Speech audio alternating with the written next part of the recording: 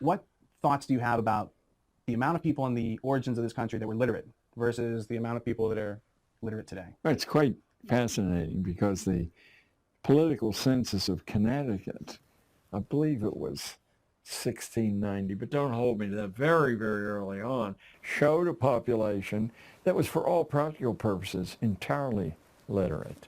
We also have the more than circumstantial evidence. If you simply look at the popular writing in early colonial times, it's taught in a seminar level in colleges today, and it's as well known a novel as Fenimore Cooper's Last of the Mohicans is in truth unreadable by college friends. Not because he's not a skillful writer, but the allusions to science and politics, history of all sorts, is so comprehensive and interwoven that the allusions themselves defeat an ordinary reader, including an ordinary college reader.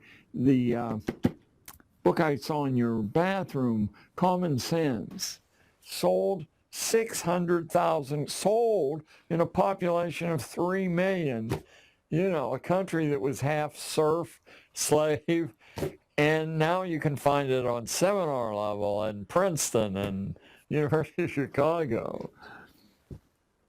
Because so many people were literate at the origins of this country, they were able to publish these pamphlets. Yeah. And so when you'd have propaganda on behalf of the Elector of Hanover, better known as the King of England. And you had these retorts by, Thomas Paine, who's not from America. He emigrated here, and he doesn't have a formal education, but somehow he figures out how to put things together for himself and speak in a way such that the common person can really get something from this. Yeah. And, it's not so much his aspect, his propaganda. He's propagating an idea, but just describe the effect that, just being able to have the printing press and somebody who could pick up these ideas without being through their formal schooling has the power to change and influence a country and inspire a revolution, et cetera, et cetera. Oh, yes. And in Paine's case, what he had mastered is even today what I tell kids is priceless to master.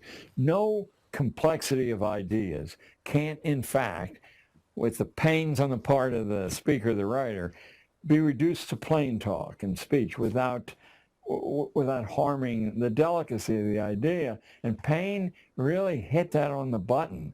He's quite a model in a sense. It's like if you want to write adventure stories, you want to read Edgar Rice Burroughs and the Tarzan books and the Mars books, because you're just propelled from beginning to end on a somewhat more rarefied level. Dickens had that ability. And of course it could be distributed wholesale, but doing that would hand weapons to people you don't want to be able to be heard. When you teach people to speak and think in academies, you've reduced their effectiveness to their associates there. So, we had some very productive experiments in mass literacy, including a phrase, a label that's vanished from use.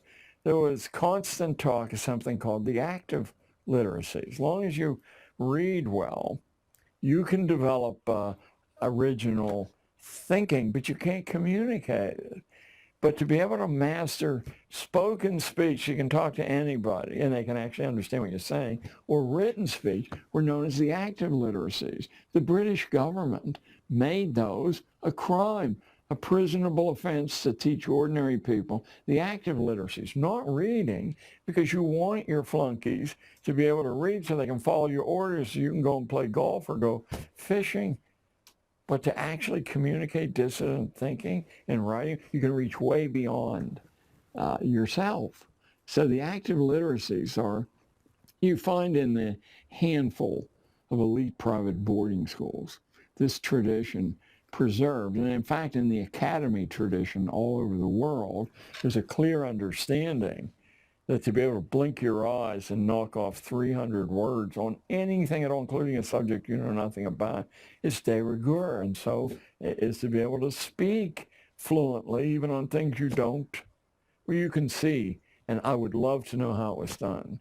The current president is masterful, not just good, he's masterful at the nuances of speech. That can only doesn't happen naturally there. Where on earth was that training? There are little figures he uses that have fancy Latin names to them there. And of course, Bill Clinton was no slouch, but he comes out of a populist preacher tradition and is masterful with what he does. But the other is a formally trained science of speech. And I listened to the modulations and how he can shift from one idiom to another. And I said, somebody with this odd background, all over the world, who's my daddy, who's my mommy, something intervened there. It's no accident, by the way, that Bill Clinton suddenly emerges from a state in which Rockefeller is the governor. Who was Bill Clinton's mentor? Well, he has a variety of mentors. The very fact that he steered into Yale, which is probably, of the elite universities, the one that keeps the class tradition, the British class tradition, most actively alive. In fact, they all fled from Harvard when the Unitarians took over and are talking, we're all in this together. So they bailed out of Harvard, headed west, dropped the biggest load, no pun intended, in New Haven, but continued on a line that you can trace all the way across to Seattle, leaving behind traces of this brilliant class-based thought. I once, years ago, and don't ask me to reclaim it now, but I once actually did trace the movement from the evacuation of Harvard in about 1805, 1810. What had happened was the Unitarians, who were one of the great heresies of the last 500 years, they worked out a way to initially convert to whatever religion had a church in the area, and then when they were the majority, they would vote the thing out of business, take the assets, and reopen as a Unitarian parish. The entire Massachusetts school committee, no accident, every last member was a Unitarian, even though there were less than 1% of the Massachusetts population, because I understood leverage. The wolf, what is the symbol of the Fabian socialists in Britain? It's the wolf in sheep's clothing.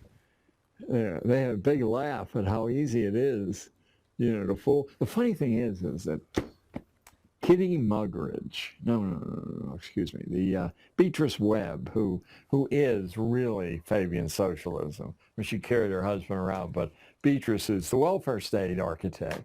She was the niece of Herbert Spencer, the most articulate, intellectual racist in human history. Root hog or die. She sat with him on his deathbed for 6 weeks, and both of them agreed they were after the identical goals, but by different means. He said, exterminate the brutes, the famous line from Heart of Darkness, and she said, kill them with kindness. I noticed you had Ayn Rand on your shelf. The idea of taking care of somebody else, apart from the innocent charitable thing, is that you ruin them by doing that. It doesn't take very long to ruin them. So Beatrice Webb, the Fabian, and the great conservative Herbert Spencer, same bloodline, same goals, different methodology. Fabian socialists also founded the London School of Economics, among many other things. Sidney and Beatrice Webb were working with Arthur Balfour and the Society for Psychical Research, I believe. And one of the other characters that was spinning in that crowd was a guy named William T. Stead, who was editor of the Review of the Reviews, died in the Titanic, and was the editor-in-chief over that last will and testament of Cecil Johnson. Yeah.